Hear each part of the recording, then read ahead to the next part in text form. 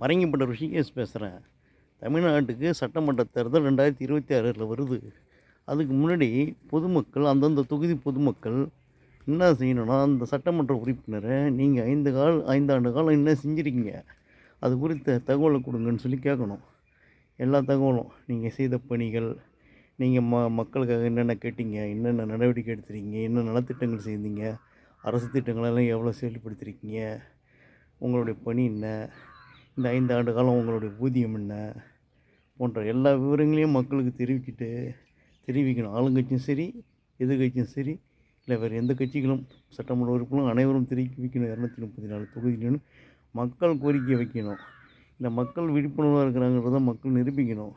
நீங்களாம் கேட்டிங்கன்னா தாங்க அவங்களாம் ஒழுங்காகி மக்கள் பணியை செய்வாங்க. இல்லைன்னா அவங்க உங்களுக்கு எஜமானர் ஆகிடுவாங்க. ஓட்டு போடுற அன்றைக்கி மட்டும்தான் நீங்கள் எஜமானர். ஆனால் ஓட்டு போட்ட பிறகு அவங்க உங்களுக்கு எஜமானர் ஆகிடுவாங்க. இதை புரிஞ்சுங்க மக்களே. ஊருக்கு ஊர் பொதுநல அலுவலர்கள் குழு அமைங்க, கேள்வி கேளுங்க, உங்களுக்கு நியாயம் கிடைக்கும்.